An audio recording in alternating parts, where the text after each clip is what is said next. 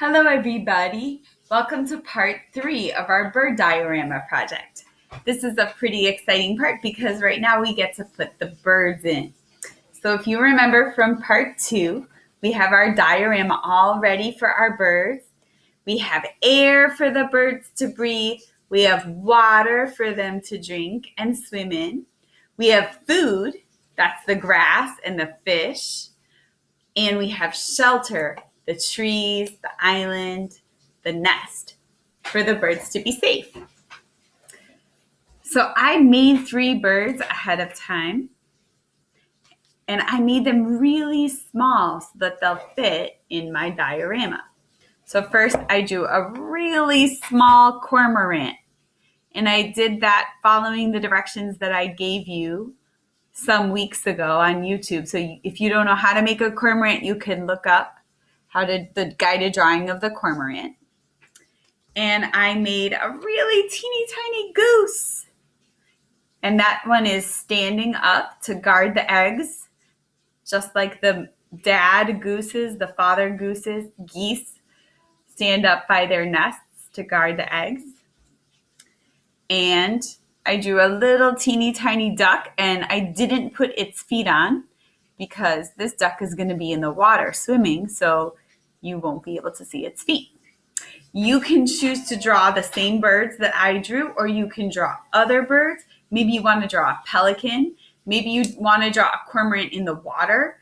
Maybe you want to draw a goose flying. If you're feeling really fancy, you can draw a goose flying and take some string and attach it to the ceiling part of your diorama to show that it's flying, or glue it on the background in the air to show that it's flying. So you can do all kinds of fancy things. You don't have to do it the same way I did. But I'm going to take the animals that I drew and I'm going to cut them out a little bit closer to their bodies.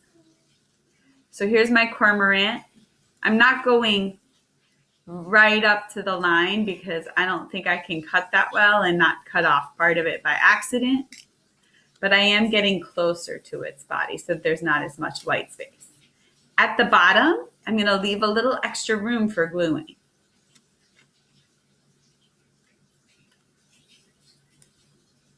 So there's my cormorant right there. And there's the extra room for gluing that I can bend if I want, if I'm going to make him stand on something. And I'm going to put him right here so he's standing. Oh, sorry, you can't see, can you? I'm going to put him right here so he's standing on my buoy that's in the water.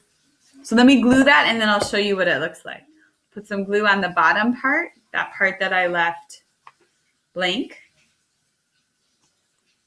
So there's the glue on the bottom part.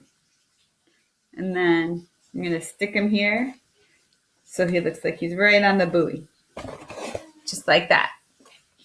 Because I know that's where the cormorants like to stand to dry their wings. His feet are supposed to be touching the buoy, but that's okay like that. And then I'm going to do the same thing with my goose. I'm going to cut him out, going around the goose's body, but leaving this part on the bottom